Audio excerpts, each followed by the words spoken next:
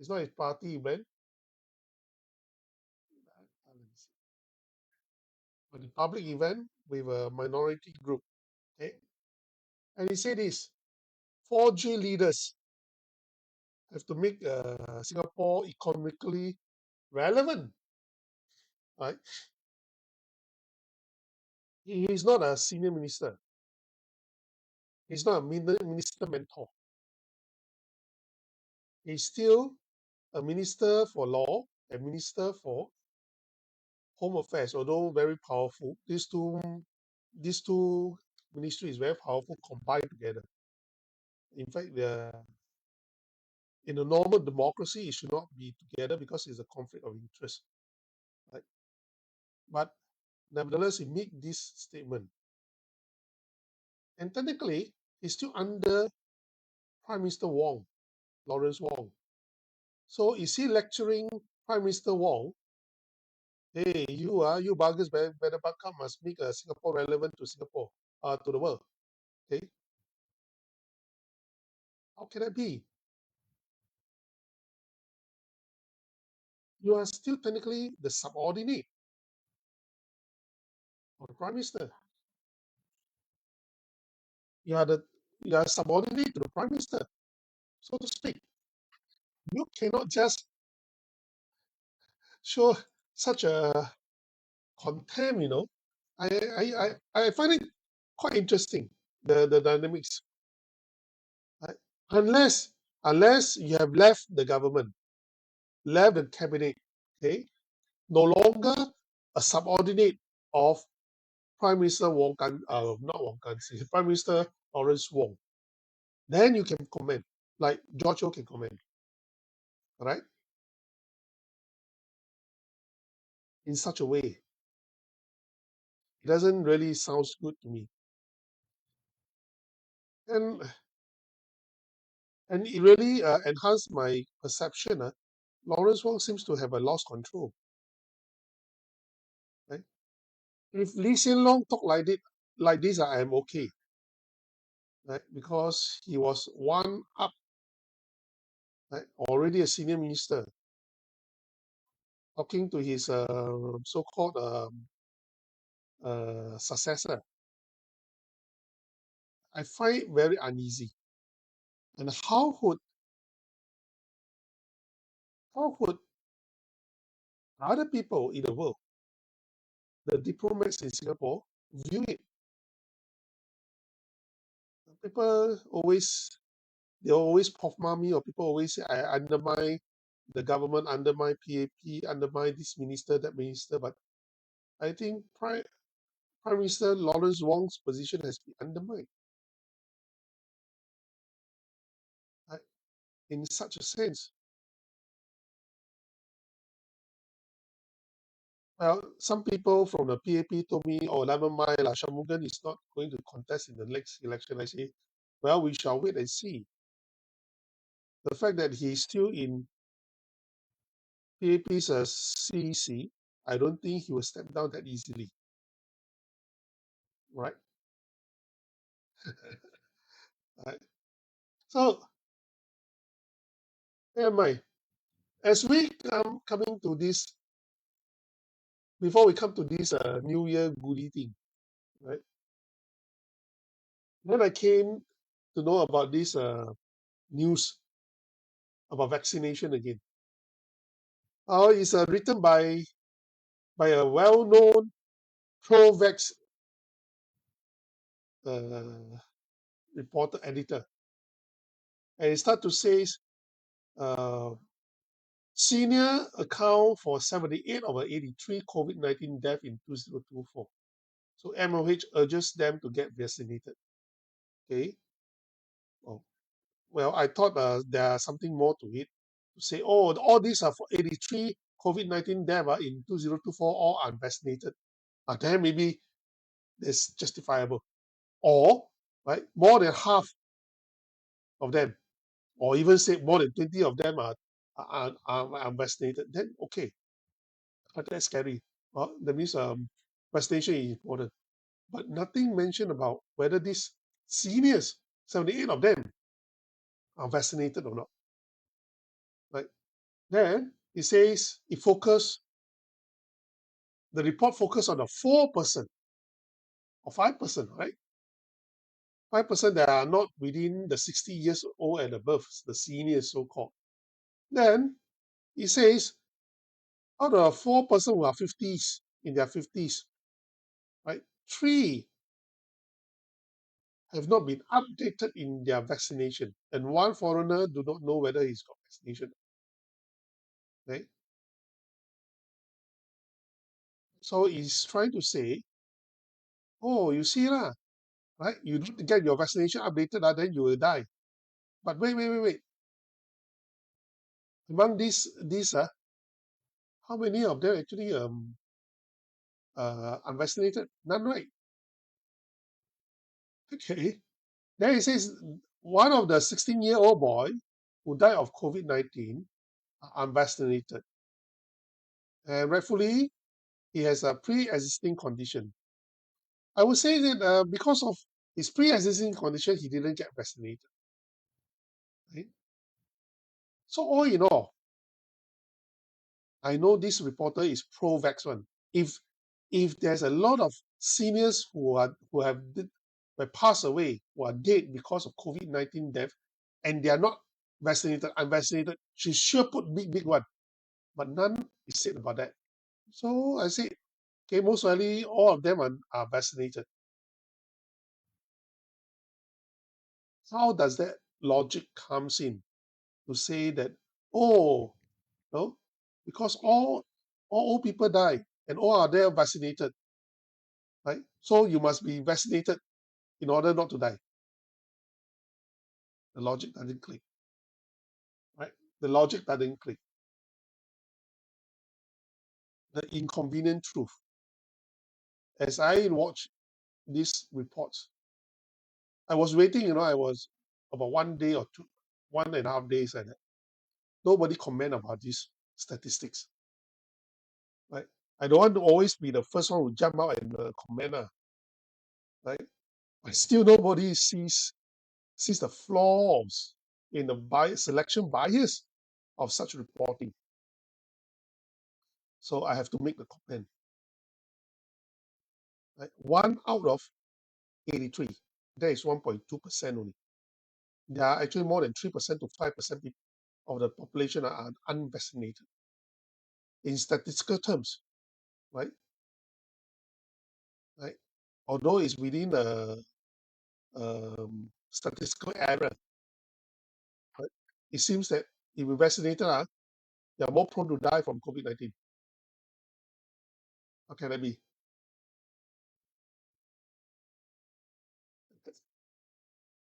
Right? But at the very least, okay, you say it's within a statistical error. Okay, fine, I accept to that. But it actually means that vaccination, it seems, doesn't help to prevent death from COVID-19 infection. Correct or not? That's the only conclusion, right? It's the only conclusion. So coming to the new year, all good news will come in. Why? Because election coming lah, right? So this is one of the good news. Household will get in January or December. I hope you have get your $600 already. Up to $600, $800. I don't know. Right? They give so much money until I lost count. Right? But it's not PAP's money. It's actually taxpayers' money, and we are the taxpayers. Whether you pay income tax or not, you are still a taxpayer because they are very inclusive when they come for taxation. GST will tax everyone. Even before you are born, right? You are being taxed when your parents have to buy diapers for you. Okay? They're very inclusive one. Right? Anyway, they start to give vouchers because I complain. Remember, I always complain. Electricity tariff went up. Keep going up. Well, it doesn't seem to be linked to the oil price. Right? When oil price went up, they say we will go up. But when oil price go down, they say, oh, but the gas contract price didn't go down. So I do not know what type of system is that, but uh, the adjustment is prone to go up. Of course, there are adjustment downwards also, right? Like this, but the timing is actually quite peculiar, right? Because election year coming in the next quarter or the second quarter of most likely the second quarter of next year lah. That means March to June, right? But these are actually peanuts. Huh? When you look at the rebate it gives, I actually took a simple look at it. I think most household the U-save means for the electricity tariff and all that utilities will not last will not even cover 1 month of your electricity bill for most household because it became so expensive, right? Very expensive. Some people when I did my walkabout in Yishun and Ang Mo Kio. Someone and even in companies, they were saying that there are only 2 person in the household and the electricity bill is 200 plus. I was shocked, right? I was shocked, definitely. Okay? Some 100 plus, but what they gave cannot even cover 1 month. No. More goodies will come in. February 18 will be the budget statement by Lawrence Wong, who is also the finance minister as well. Right now, normally, for those who do not know about the processes, the parliamentary processes, okay, the finance minister, this is Lawrence Wong, I will give a budget statement. He will outline what are the highlights of the budget, additional things, give more goodies, right? Skill future, blah blah blah, and all that. He will state all this, right? Or most of it more vouchers, right? Then 2 weeks later, it will give the parliament, the MPs for two weeks, right, to file question, prepare their budget speech, and 2 weeks later there will be what we call the committee of supply. In the committee of supply, there is a budget debate, right? But they don't call it budget debate officially. It's called committee of supply, right? And this will take about 2 weeks.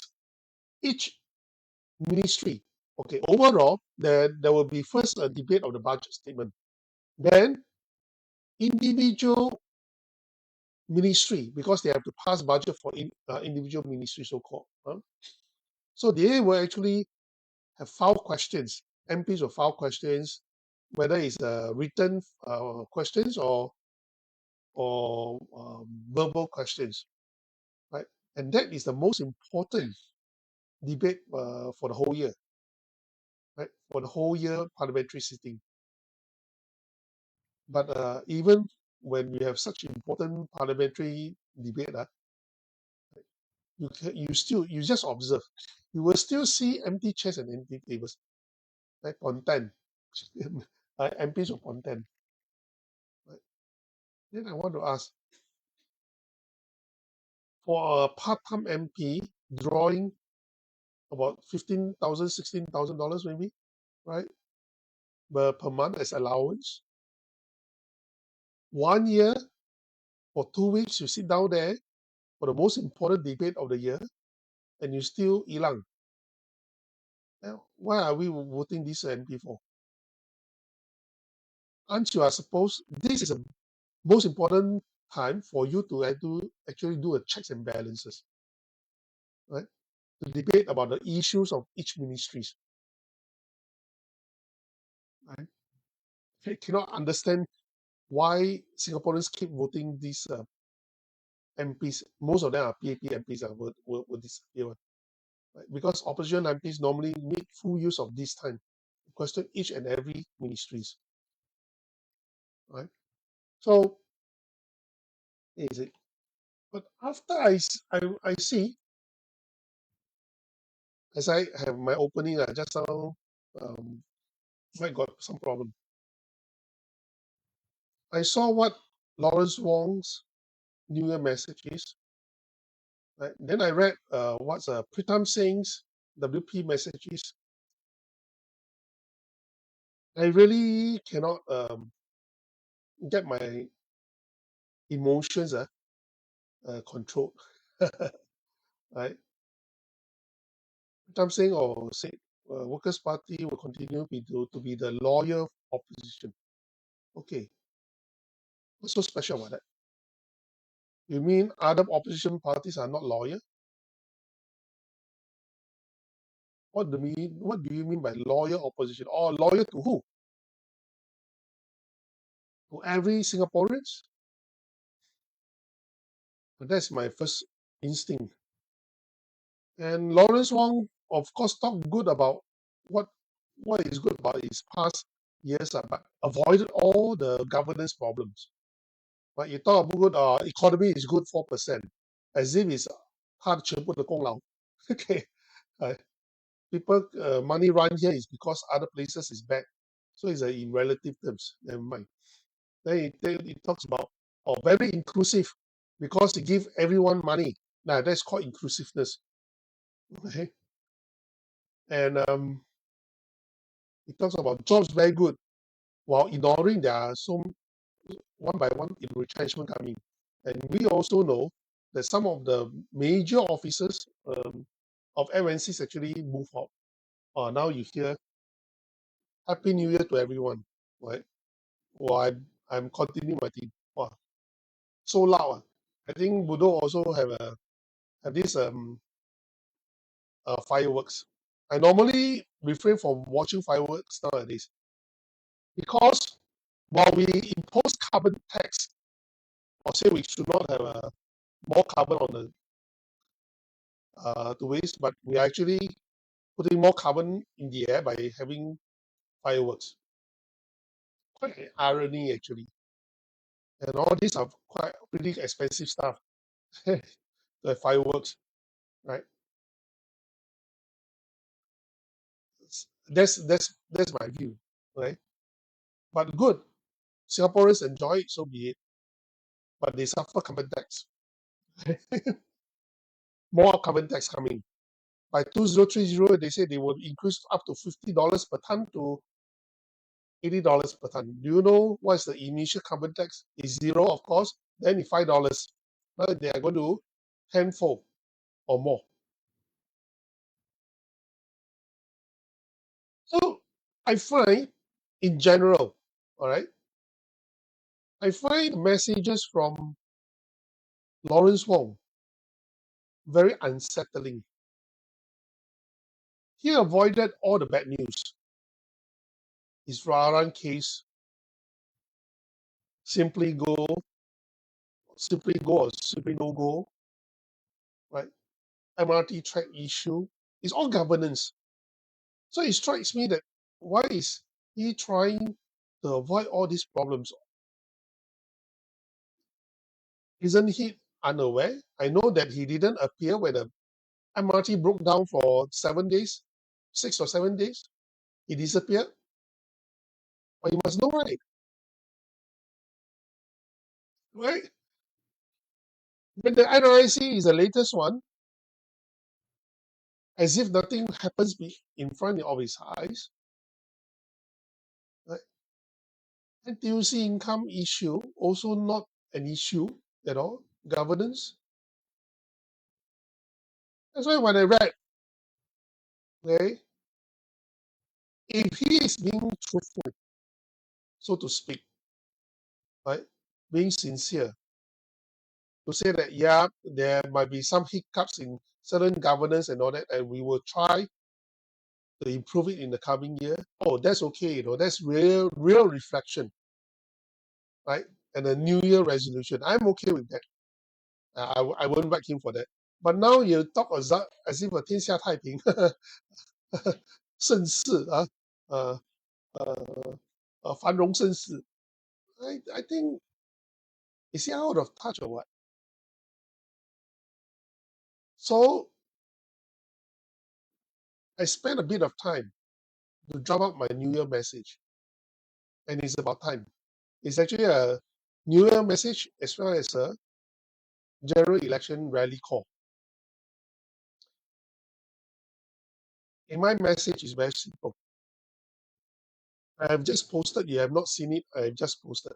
Right now, in spite of the official figures that show a good GDP growth of 4%, right, and median income, according to them, increased by 2.2%. And in real terms, they said in real terms it increased. I remember the inflation rate is more than 2.2%. Never mind. Now, I'm confused by these numbers. Even as a statistician and economics, I'm very confused by their numbers. At one time, they said GDP increased by 4%. And then they said median income increased by 2.2%. So what does it mean? I thought GDP increased by 4%, but the median income only increased by 2.2%. What does it mean? It actually means, whether in real terms or whatever, right, our income distribution, our wealth distribution, income distribution have worsened. That means those who are above the median income, their income increase is more than 4%. That can only means that. Right? Right? So when I read that, oh my God. So our Gini coefficient is going to be, doesn't look good anymore. Right? But never mind. He thought that every Singaporeans will enjoy an increase in real income. Is wrong. Why? The retirees don't have income. They are retired. Right? But that's why I believe many Singaporeans, especially our retirees and low-income earners, because by this fact, right, median income was only 2.2%. That means the low-income earners are not increasing fast enough, are not going to have a better quality of life, or their living standard will be compromised. Why? Because there's a high inflationary pressure, and which has been worsened by the government itself, by PAP itself, by Lawrence Wong's own policies, increasing another 1% of GST, not to mention the water tax, property tax, public transport, right, and carbon tax. Increasing taxes while having a globally induced inflation is definitely not good governance. It defies all good economics. Right? Basically, as a person who really study economics, I don't really know what he's trying to do. 火上加油 giving away, then after you invoke all these things, right? High inflation rate, then you're giving away temporary sweeteners to win applause, right? Vouchers, right? At the expense of our cost of living is anything but good governance. Why? The runaway inflation can be felt by everyone, really inclusive one.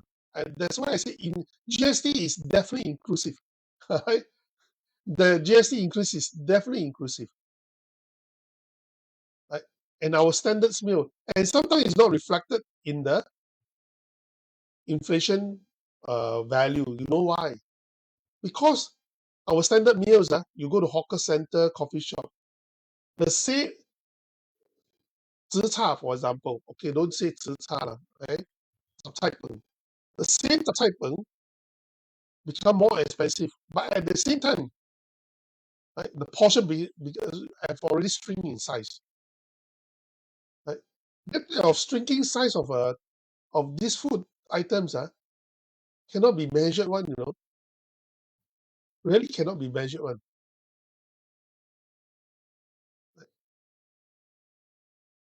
So this increase in GST and the other indirect taxes is really inclusive in the nature where even newborn babies have to start paying GST for their diapers and milk powder.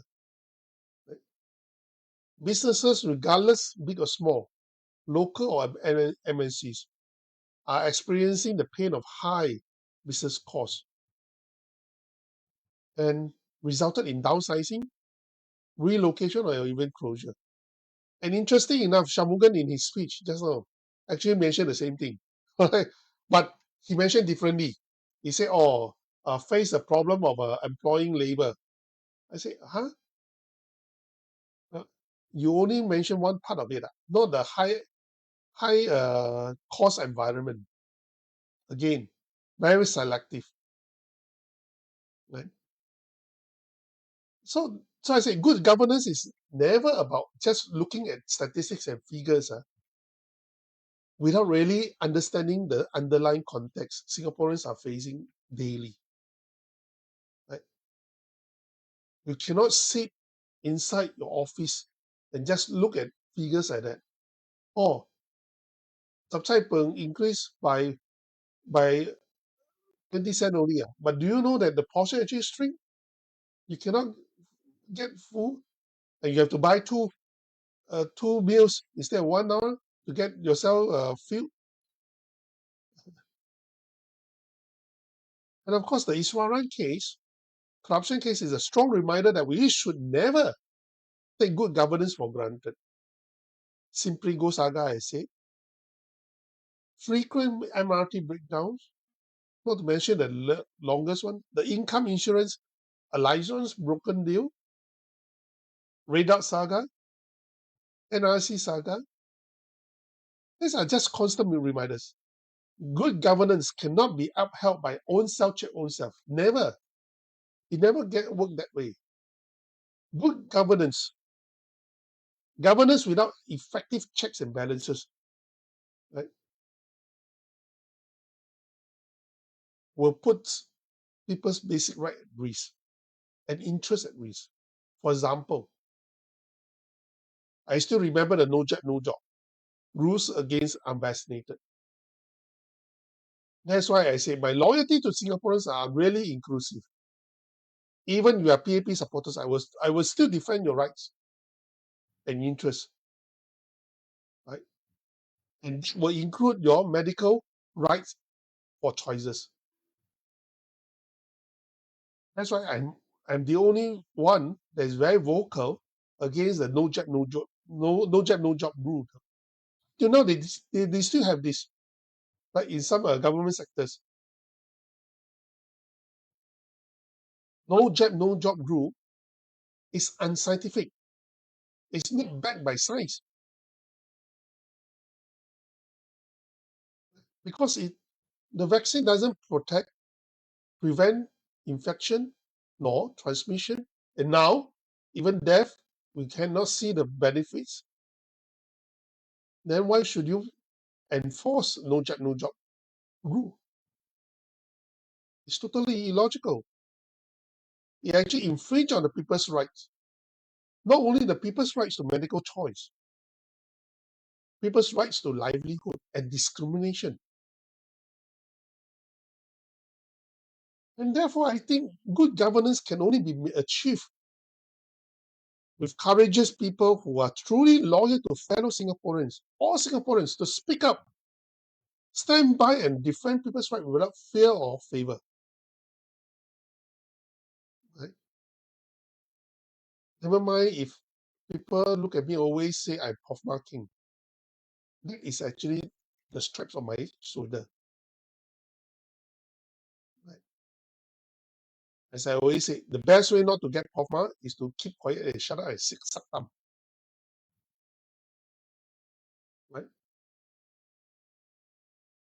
Not doing anything, not speaking up anything for the people.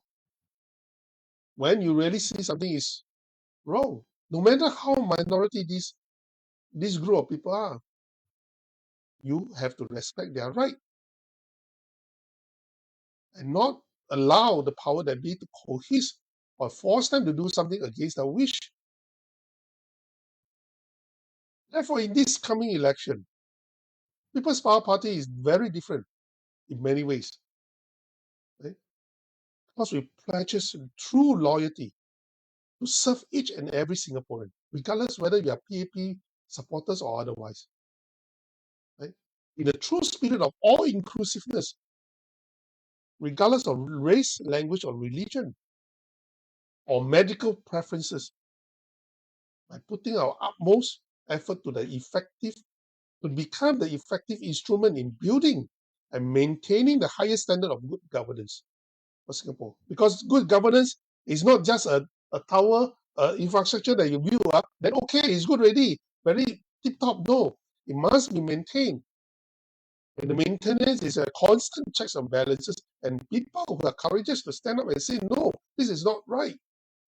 No, this is wrong to increase GST during inflationary time. And no, this is not right to force people to jab.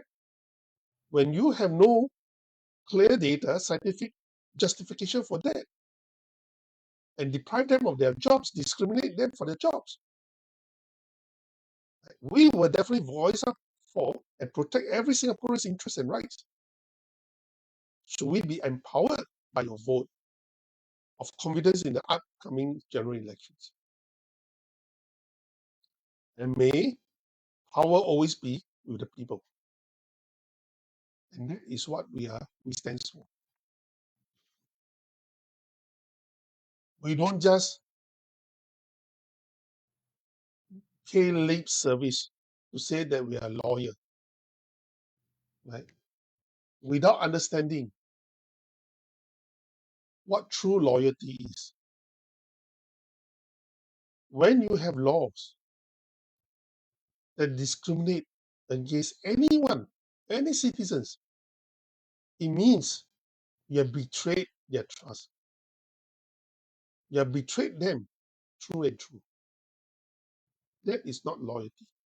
That is not inclusiveness. Right? That's draconian tyranny.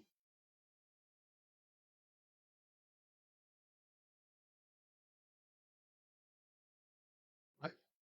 Whether you agree with me or not on the right? The vaccination, whether it's effective or good or not, you have no right to force other people to believe in you. Science is not a faith. Science is not a religion. We depend on data, and there's no long-term data. So who give you the right to enforce this on us? This is a total betrayal of our people.